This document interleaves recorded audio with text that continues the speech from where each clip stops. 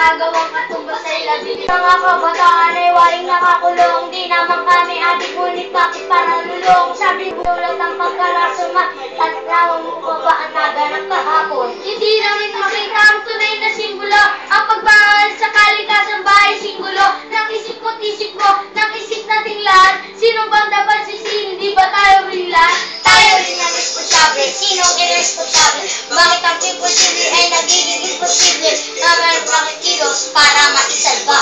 Kailan magwawakas ang bumabalot na kaba? Wala na bang katapusan? Puro hirap ang ating nararanas ng kapaligiran. Patuloy ng uwagsak. Ano ang gagawin at kanino dapat umasa? Wala na bang katapusan? Puro hirap ang ating nararanas ng kapaligiran. Patuloy pang umasa. Ano ang gagawin at kanino dapat umasa? Sapat tayo na yung paligid, sa sulok at sa gilid. Abot na ang baka hanggang dito sa adikalda.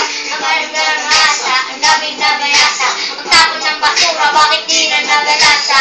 Mga nasalat na wala ng pasilungan. Ilang bagang kutuloy pa ba ang dapat magsimulan? Muli ay mamuwata ang buong kamay nilaan. Pag kami namatay, bigla ang kapanghihinaan ng loob.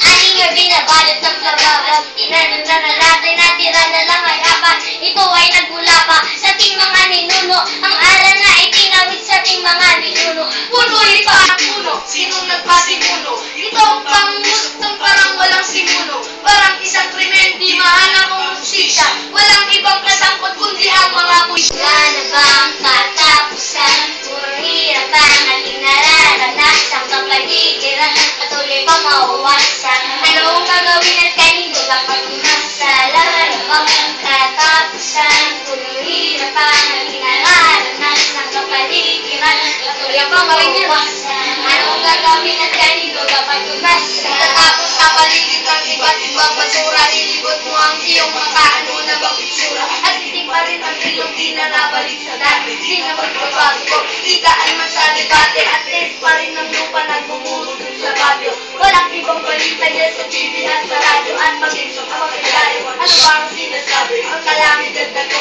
totoong napapaglabi. At anong matututunan natin aral sa ginala? Ba't tayo kalimutan sa nagkakunin parang itong mga gawain nagdulot ng depekto at kanilang manahin ang sampu nitong epekto. Yun ang ating alam, narinig mo ba? Ang hinihingi ng tulong, nakikinig na ba? Huwag na natin ikain na husbit para mainin mga pagawang labas sa mga napalit. Wala na bang katapusan?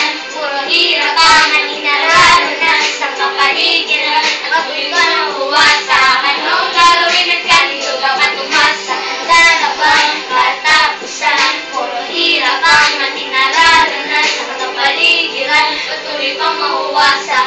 Ano ang gagawin at kanino dapat umasa?